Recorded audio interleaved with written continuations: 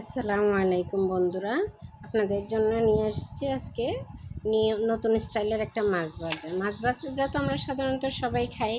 এইভাবে করলে ইনশাল্লাহ আশা করছি সবাই পছন্দ করবে। অনেক টেস্টি এবং জুসি একটা রেসিপি।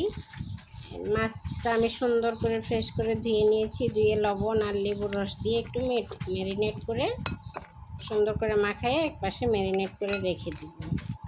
মাছটা ম্যারিনেট করা একপাশে কিছুক্ষণ রেখে দিয়ে তারপর আমি মাছের মশলাটা একটু রেডি করব।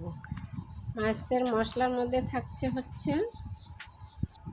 পুদিনা পাতা, বোম্বাই মরিচ, একটু আদা, একটু রসুন, একটু বিলাতি ধনিয়া পাতা আর একটা ছোট্ট পেঁয়াজ আর 1 চিমটি মতন সরিষা।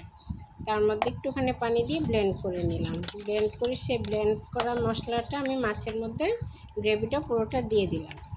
পুরোটা দিয়ে সুন্দর করে মাখায়ে একটু হলুদের গুঁড়া, একটু ধনিয়ার গুঁড়া দিলাম। দিয়ে সুন্দর করে মাখায়ে একপাশে ম্যারিনেট করে একপাশে রেখে দিব।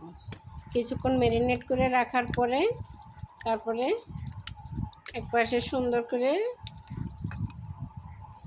মশলাটা রেডি মাখায়ে সুন্দর করে একপাশে রেখে তারপরে হচ্ছে তেলটা গরম করে নিলাম।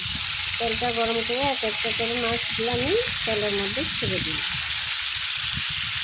মাছের যে দেওয়ার পরে মাছের অনেকটা গ্রেভি আমার বাটিতে ছেড়েছে, সেই গ্রেভিগুলো আমি মাছের উপর দিয়ে একটু করে দিয়ে নিচ্ছি যাতে মাছের একটা সুন্দর হয়। এই যে কত সুন্দর মাশাআল্লাহ। মাছটা উল্টায় দেওয়ার পরে আবার যে আলাদা একটু গ্রেভি ছিল সেই গ্রেভিটা আমি আবার ওই পিঠে দিয়ে দিলাম।